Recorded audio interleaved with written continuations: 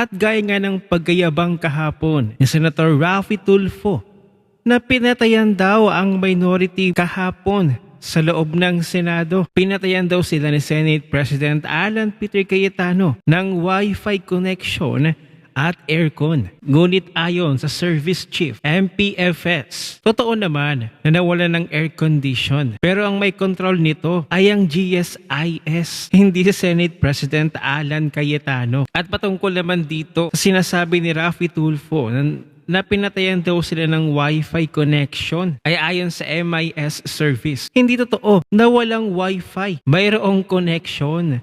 Ang katotohanan, walang Wi-Fi interruption. So paano ito ipapaliwanag ni Senator Raffy Tulfo? Paano naman ito magagawa ni Senate President Alan Peter Cayetano ang pagpatayan ng air condition at ng Wi-Fi connection? Gayong busy siya kahapon. Nasamahan si Senator Jinggoy papuntang Sandigan Bayan at nakikipagtalo pa nga kay John Vic Remulla. Sa papaano ito, Raffy Tulfo? Papaano mo sasagutin ito? So anong ibig sabihin nito? Sinungaling ka ba, Tulfo? At mapunta naman tayo dito sa kakapasok lamang na balita. Abay parang nagmamakaawa na ang minority bloc na ang ilan sa mga miyembro ng majority bloc ay kanilang hinihimok, kanilang hinihimas, kanilang nililigawan at kanilang pinakikiusapan na parang nagmamakaawa na talaga na lumipat daw sa kanila sa minority. Ayon sa balita ng Billionaire News Channel, minority bloc appeals to members of the majority bloc to join their ranks. Nagmamakaawa yan? At bakit naman nagmamakaawa na? Ang solid. At bakit naman nagmamakaawa ang kamakailan lang na sinabi ni Senator Risa Hontiveros na staying strong? Akala ko ba staying solid kayo? Bakit kayo nagmamakaawa na kayo?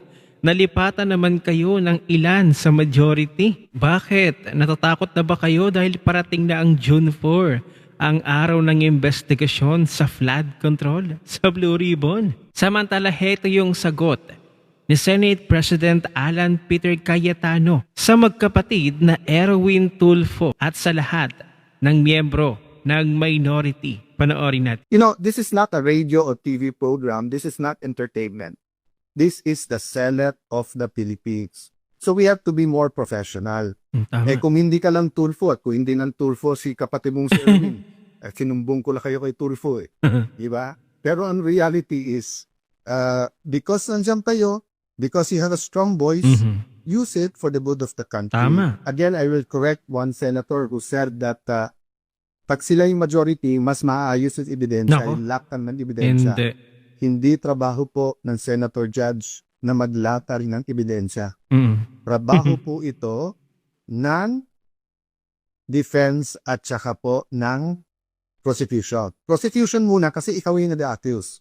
Then defense kasi nga, dinidepensan mo sarili mo. Oplok Siguro that's one reason why gigil na digil ang mga kapatid na Senator Tulfo na aside from the committees, aside from yung pagiging malakit sa Malacanang, let me address that. Sabi ni Senator Tulfo, pag hindi ako nagpakita sa session hall ay ako'y duwat. Yun. Ang kaduwagan po ay nanuugat yan sa ano ba ang purpose at trabaho mo. Tama. Diba? So for example, kung ang trabaho mo ay magtanim, pero bumabagyo, grabe po yung kidlat. Di tayo mo bumawala kidlat kasi it's not a matter of tapam. Tama. Magtatanim ka na, tamaan ka man ng kidlat. Diba? Hindi basta-basta. So, ganun din sa sundalo. Hindi natin isusubo ang sundalo Pinag-iisipan. natin sa mga bagay na suicide ang mission. Tama. Pero ipangtanggol ang bansa at mamatay para sa bansa. Hindi lang sundalo, dapat pati kayong mga senador. So, yung hamon mo, magpakita ako kung hindi tiduwa. Para po rin sinabi ang bawat senador, ikaw, maging independent ka o hindi, duwag ka. Diba? You know, this is not a radio or TV program. This is not entertainment. This is the Senate of the Philippines. So we have to be more professional. Kung hindi ka lang Tulfo at kung hindi ng Tulfo si kapatid mong si Erwin, sinumbong ko lang kayo kay Tulfo. Diba? Ipapatulfo ang sarili. Because nandiyan kayo, because you have a strong voice, use it for the good of the country. Tama. There are also issues facing you. So you ask Joel Villanueva, you ask Jinggoy Estrada, you ask Chis Escudero to face it squarely. So face the issues also squarely. Huwag yung itigilan natin yung Blue Ribbon na committee and then gagawin natin personal yung lahat ng issues. There are issues facing all of us. Pati ba naman Senator Tulfo, lahat na nung pinapay, binintan nyo sa amin. Nung panahon ni President Duterte, kampi kayo sa drug war. Ngayon naman, balikta. Tapos lahat ng pinatay, sinisin nyo. So, pati ba naman internet at saka aircon, sa akin nyo pa rin sinisit. O baka murder pa yung kaso na yan, ha? Murder kasi pinatay ang wifi at yung kuryente. Nakita ko na po ang report, yung po palang master, yung pong centralized aircon, yung master switch or yung sa kuryente, nasa GSI gas yun at trip ng wire. Kaya around 6 o'clock, nagkaroon talaga ng problema sa aircon.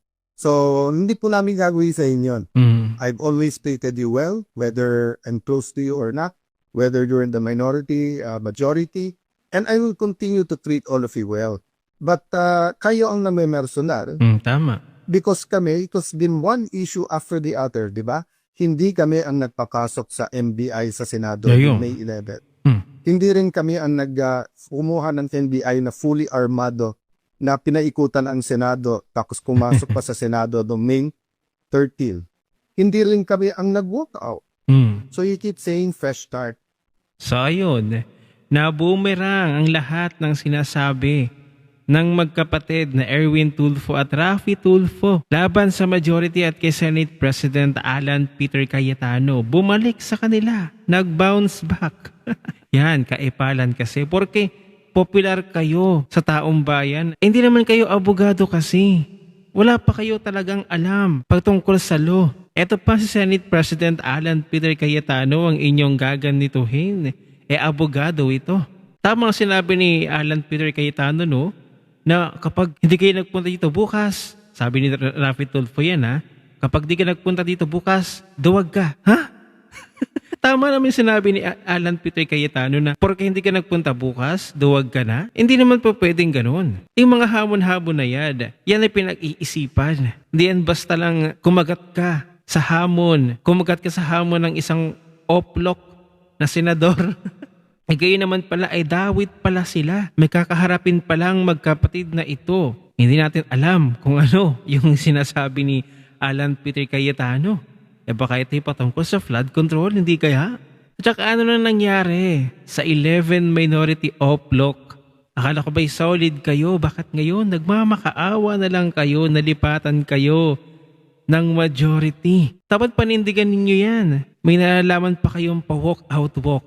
At saka doon lang sa mga nag-aakusa na kaya daw ginagawa ng majority ito para daw mapawalang bisa si Vice President Sara sa kanyang impeachment na kakaharapin. Ay talagang pang-oplok ang utak ng minority at ng kanyang mga supporters. Kahit nga ipakulong nyo lahat na nasa majority, kung di kayo makakakuha ng 16 votes na magko-convict kay Vice President Sara, talo pa rin kayo.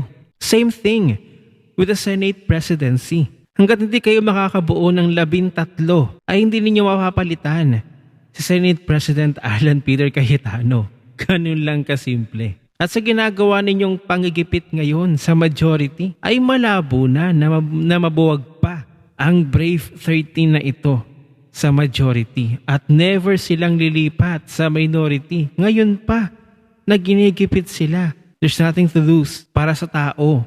Para sa bayan. Ano ang inyong opinion sa pagmamakaawa ng minority bloc na sila daw ay lipatan na ng majority?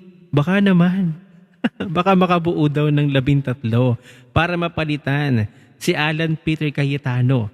Ano ang inyong opinion? I-share mo na ang video na ito. Mag-iwan ng comment at like yan si baba at magkita-kita ulit tayo sa susunod na video.